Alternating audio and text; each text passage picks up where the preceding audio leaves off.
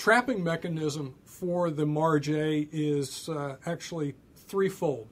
One is we have stratigraphic changes from channel sands to non-channel sands.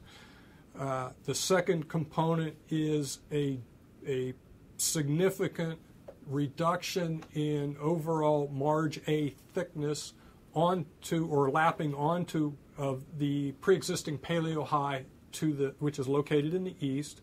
And there is also the possibility of a diagenetic process which adds to or enhances. The trapping mechanisms at work on the MARGE section are associated with three different components. The first being stratigraphic. We have changes in stratigraphy where we go from thick channel sands to off-channel or non-sandy section.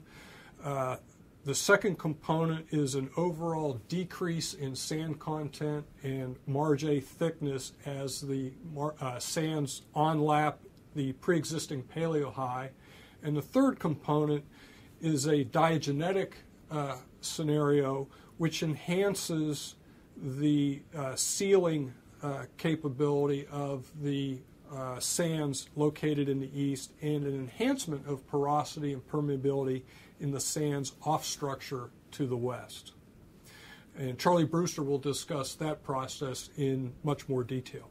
I must add that the depth to our top of the MARGE prospect is on the order of 8,500 to 9,000 feet.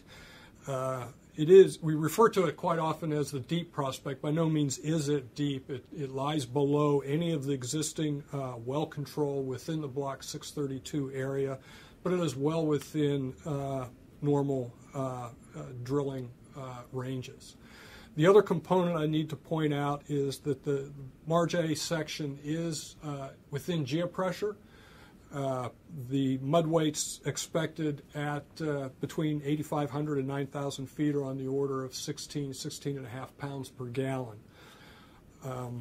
Another component that I need to point out is all of the existing well control in Block 632, 656, and 657 drilled no deeper than the very top of the geopressure. So there are no penetrations within this block of the specific MARGE sands that we are targeting.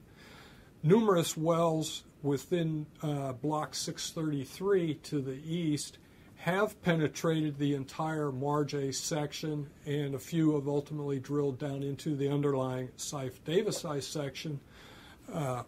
But it must be pointed out that none of those sections are equivalent to the offlapping MARGE section that we are targeting in Block 632. Okay, next we'll look at an example of a seismic line which crosses the prospective area. It also ties into a couple of wells in the adjacent Block 633 field, just for reference. The MARGE section begins at a 2A time. You can see the time scale on the left, roughly 2 seconds, and extends down to approximately 2.8, 2.9 seconds at the deeper position where the bounding Tomas fault system is.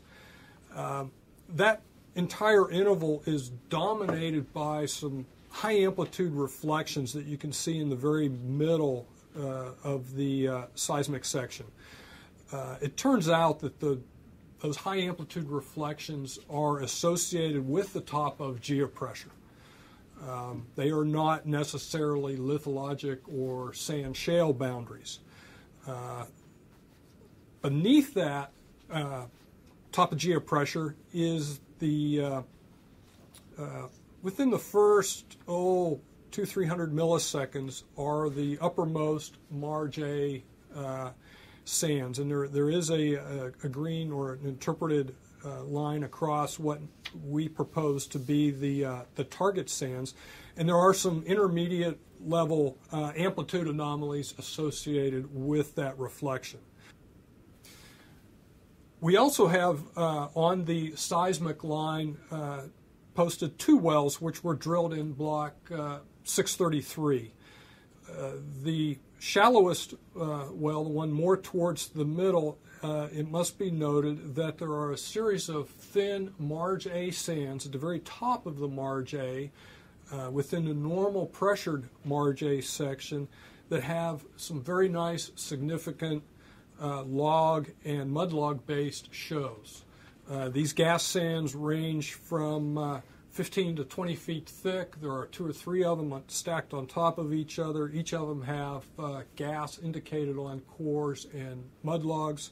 It must be noted that none of those sands were ultimately completed.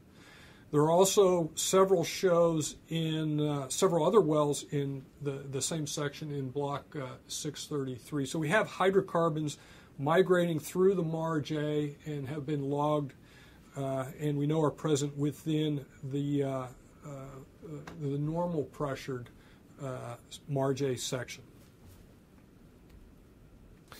Next, we have another example of another cut through the 3D volume, which shows the Marge A prospect. There's some diagramming going on to illustrate its relative position with some other known producing zones.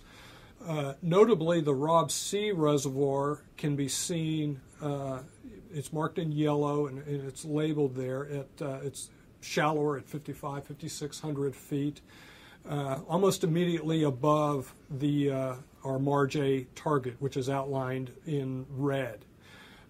We could also move to the right side where there is a Marge A field that was completed, 4 or 5 wells in the far eastern part of Matagorda Island 633. Those wells accumulated roughly 68, 70 BCF. And it must be noted that those are in the normal pressured Marge A section. In the middle, between the Rob C and the normally pressured Marge A field, you can see 2 wells that are imposed on the seismic section. You can see that they penetrate most of the Marge A and all the way down through into the Sife-Davis section. And as you follow any of those reflectors that those wells penetrated, you could see that each of those reflectors dip back towards the west and actually truncate against the bounding fault system. Each of the sands and units within the Marge A that are observed in these 2 wells are older and underlie the Marge A sands that we are targeting in the Marge A prospect.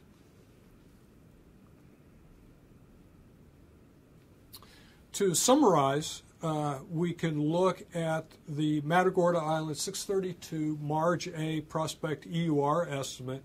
And here we have a 3-point reserve estimate that we put together for the prospect.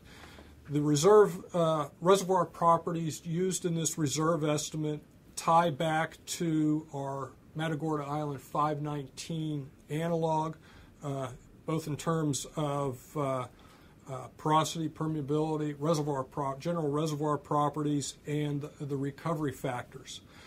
Our P50 case has an area of 1,476 acres.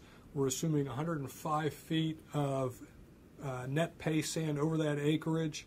All of that yields a recoverable of roughly 281 BCF of gas.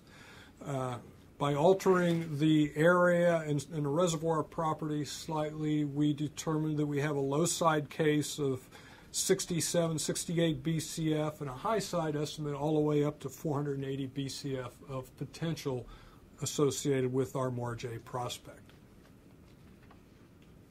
Okay, I will now hand further discussion over to Mr. Charlie Brewster, where he can discuss Matagorda Island 519 field in all of its detail, talk about the diagenetic properties that are responsible for trapping the reserves in that field on the flank of the structure, and then relate how that scenario is similar and analogous to what we observe in Matagorda Island 632.